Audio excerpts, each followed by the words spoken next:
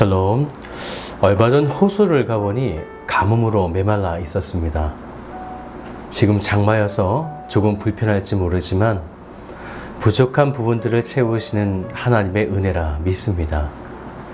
역시나 우리의 삶을 은혜로 이끌어 가시는 하나님을 바라보며 오늘도 복되며 또한 의인된 하나님의 백성으로 거룩하게 살아가시기를 주님의 이름으로 축복합니다.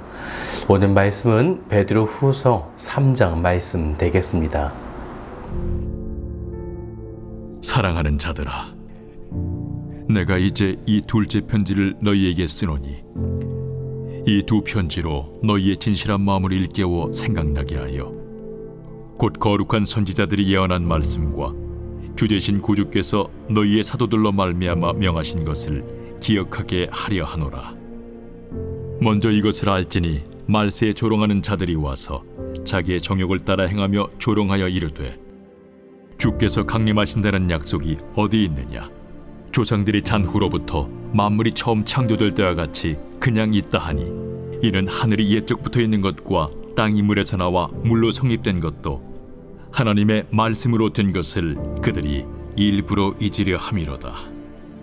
이로 말미암아 그때의 세상은 물이 넘침으로 멸망하였으되 이제 하늘과 땅은 그 동일한 말씀으로 불사르기 위하여 보호하신 바 되어 경건하지 아니한 사람들의 심판과 멸망의 날까지 보존하여 두신 것이니라.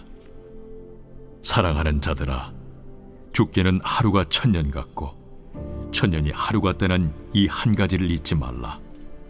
주의 약속은 어떤 이들이 더디다고 생각하는 것 같이 더딘 것이 아니라 오직 주께서는 너희를 대하여 오래 참으사 아무도 멸망하지 아니하고 다 회개하기에 이르기를 원하시느니라. 그러나 주의 날이 도둑같이 오리니 그날에는 하늘이 큰 소리로 떠나가고 물질이 뜨거운 불에 풀어지고 땅과 그 중에 있는 모든 일이 드러나리로다. 이 모든 것이 이렇게 풀어지리니 너희가 어떠한 사람이 되어야 마땅하냐? 거룩한 행실과 경건함으로 하나님의 날이 임하기를 바라보고 간절히 사모하라. 그날에 하늘이 불에 타서 풀어지고 물질이 뜨거운 불에 녹아지려니와 우리는 그의 약속대로 의가 있는 곳인 새 하늘과 새 땅을 바라보도다. 그러므로 사랑하는 자들아, 너희가 이것을 바라보나니 주 앞에서 점도 없고 흠도 없이 평강 가운데서 나타나기를 힘쓰라. 또 우리 주의 오래 참으심이 구원이 될 줄로 여기라. 우리가 사랑하는 형제 바울도 그 받은 지혜대로 너희에게 이같이 썼고 또 그 모든 편지에도 이런 일에 관하여 말하였으되 그 중에 알기 어려운 것이 덜어 있으니 무식한 자들과 굳세지 못한 자들이 다른 성경과 같이 그것도 억지로 풀다가 스스로 멸망에 이르느니라. 그러므로 사랑하는 자들아, 너희가 이것을 미리 알았은즉 무법한 자들의 미혹에 이끌려 너희가 굳센 데서 떨어질까 삼가라. 오직 우리 주 곧 구주 예수 그리스도의 은혜와 그를 아는 지식에서 자라가라. 영광이 이제와 영원한 날까지 그에게 있을지어다. 이제 오늘로써 베드로 전후서의 모든 말씀을 마치게 되었는데요. 베드로 전서는 그리스도인들을 로마 제국의 압박과 또 그들 공동체 속의 소외를 통해 사회적 고립이라고 하는 핍박을 가하게 되었었죠. 이제 베드로 후서는 교회 내부에 침투한 거짓 교사들의 영적 또한 도덕적 부패에 맞서는 말씀이 됩니다. 그래서 1절에 이렇게 이야기하죠.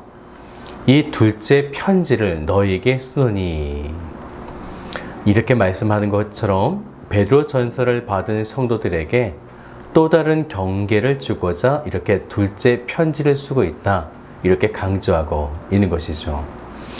당시 교회에 침투한 거짓 교사들은 영지주의적 성향을 띤 이단들이었는데요. 이들은 물질은 악하고 영만 선하다라고 하는 극단적 이분론을 믿었기 때문에 육체의 부활이나 물질 세계의 종말, 곧 심판은 있지 않을 것이다. 그들은 그렇게 생각했었습니다. 그래서 먼저 성도들에게 베드로는 이렇게 말하죠. 2절을 보세요. 곧 거룩한 선지자들이 예언한 말씀과 주 대신 구주께서 너희의 사도들로 말미암아 명하신 것을 기억하게 하려 하느라. 말세에는요, 조롱하는 자들이 와서 그들이 정욕을 따라 행하게 되어지는데, 그 정욕을 따라 행하면서 그리스도인들을 조롱하게 된다는 거죠. 자기의 정욕을 따라 곧 육체는 악하고 영만 선하면 된다, 이런 생각을 가지고 그들은 그들의 육체를 마음대로 생활한 것입니다. 그리하여 음란과 도덕적인 방종을 행하면서 그리스도인들을 타락으로 유혹하였던 것이죠. 이단들이 이렇게 행하는 이유가 있었습니다. 이들은 성도들을 흔들기 위해서 먼저 이런 핵심적인 질문을 하게 되어지는데, 4절을 같이 볼까요? 이르되 주께서 강림하신다는 약속이 어디 있느냐? 조상들이 잔 후로부터 만물이 처음 창조될 때와 같이 그냥 있다 하니. 이들은 예수님의 재림을 믿지 않았던 것입니다. 그러니 최후의 심판도 있지 않을 것이다 라고 생각했던 것이죠. 그래서 만물이 처음 창조될 때와 같이 그냥 있을 것이다, 아무 변화가 없을 것이다 라고 주장하며 더 육체의 타락을 자행했던 것이었습니다. 그래서 베드로는 이들의 주장이 옳지 않음을 가르치게 되어지는데, 5절을 보세요.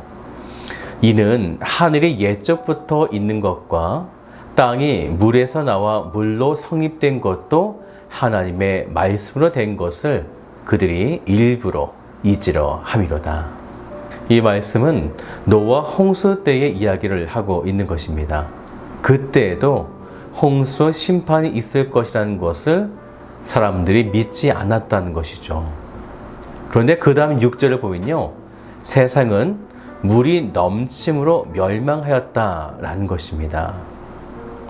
그렇게 이제 예수님의 재림의 때에도 마찬가지로 그들이 또 심판이 없다고 말하겠지만, 7절을 보세요.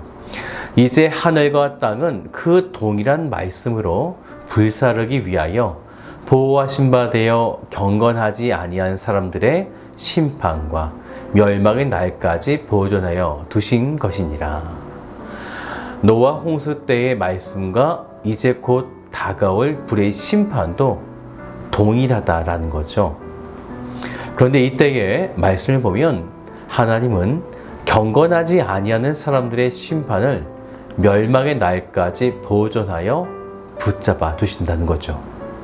왜 하나님께서 이런 악한 자들을 그 끝날까지 보존하시는가? 9절 뒷부분의 말씀을 보세요. 오직 주께서는 너희를 대하여 오래 참으사 아무도 멸망하지 아니하고 다 회개하기에 이르기를 원하시느니라. 한 사람이라도 더 회개하여 주께로 인도하시기 위해서다라는 거죠.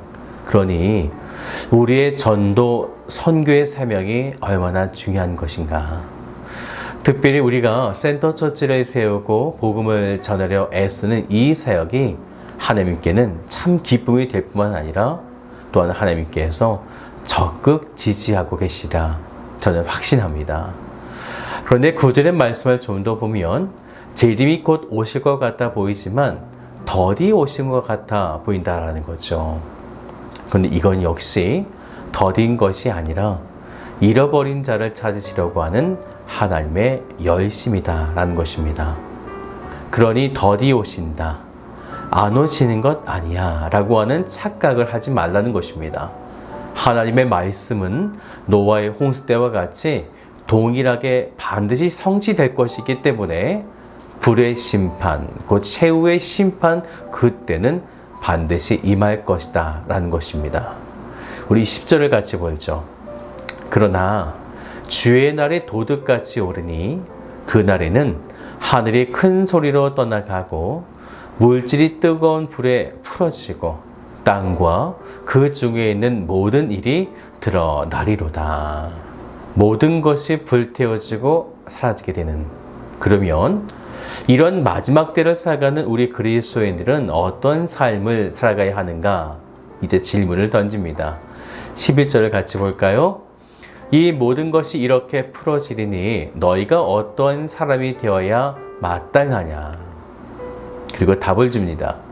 거룩한 행실과 경건함으로. 그리고 12절도 보면요. 하나님의 날이 임하기를 바라보고 간절히 사모하라 라는 것입니다. 왜냐하면 그 날에 모든 것이 타버리고 녹아내리겠지만 하나님께서 약속하신 새 하늘과 새 땅을 바라보게 될 것이기 때문이다 라는 것입니다. 우리가 그리스도인이라면 우리 역시 이것을 바라보며 살아가게 될 텐데 14절 뒷부분을 보세요. 주 앞에서 점도 없고 흠도 없이 평강 가운데서 나타나기를 힘쓰라. 그리고 17절도요. 그러므로 살아가는 자들아 너희가 이것을 미리 알았은즉 무법한 자들의 미혹에 이끌려 너희가 굳센 데서 떨어질까 삼가라. 그러니 거짓 교사들의 미혹에 빠지지 말고 오직 동일한 말씀 앞에 살아가는 것. 지금 이 시대에 우리들에게도 동일한 말씀을 주고 계십니다. 그 말씀 앞에 온전히 서시기를, 또한 그 말씀에 순종하시기를 주님의 이름으로 축복합니다.